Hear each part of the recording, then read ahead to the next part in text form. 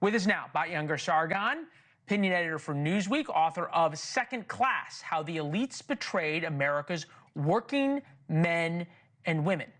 We have the cover, and it's important to put up because when your book came out in April, I think there was a lot of skepticism among Democrats who said, look, the economy is getting better, inflation is getting under control, Joe Biden is going to tell everyone how great the economy is under Joe Biden, and silly you. Was last night vindication?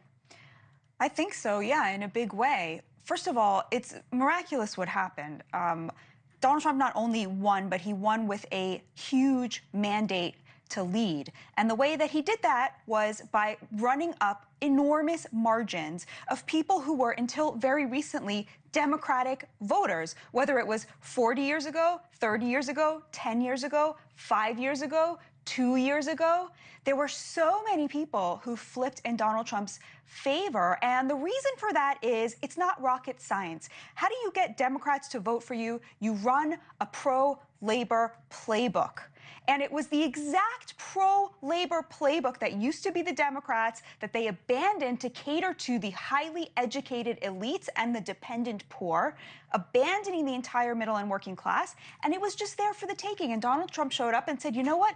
I'm going to cater to these voters. And he did it with tariffs. He did it with a trade war with China. And crucially, with immigration controls. Because, of course, labor is like everything else. The ironclad law of supply and demand holds. The more you have of something, the cheaper it is. And Donald Trump said, I don't want it to be cheap to employ American workers. They should have access to the American dream. ...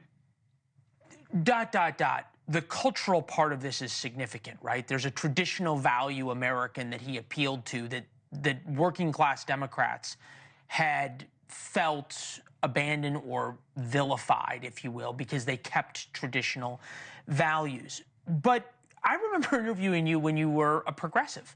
You are a progressive Jew. You should be a Democratic supporter by all normal metrics that people would look at. Is there anything they can do to win you back? Absolutely, yeah. If they learn the lesson here, I'm available. I'm here for the having. I'm not on one side or the other. I'm on the side of the working class. I'm on the side of the hard-working American. Is it right to call them, when we say working class, right? Frank Luntz calls them paycheck to paycheck voters.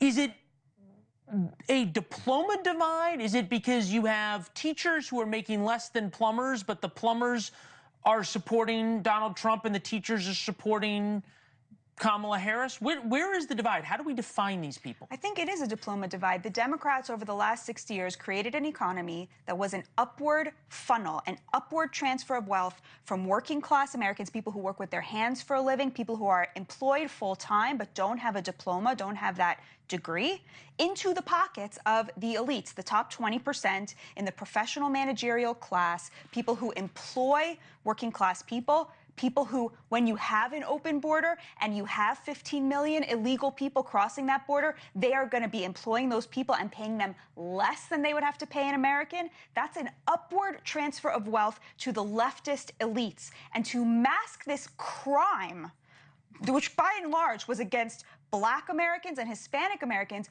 to mask this crime, they called anybody who pointed it out a racist. And the American people are not standing for that anymore. Thanks for watching. Go to joinnn.com to find NewsNation on your television provider. And don't forget to click the red subscribe button below to get more of NewsNation's fact-driven, unbiased coverage.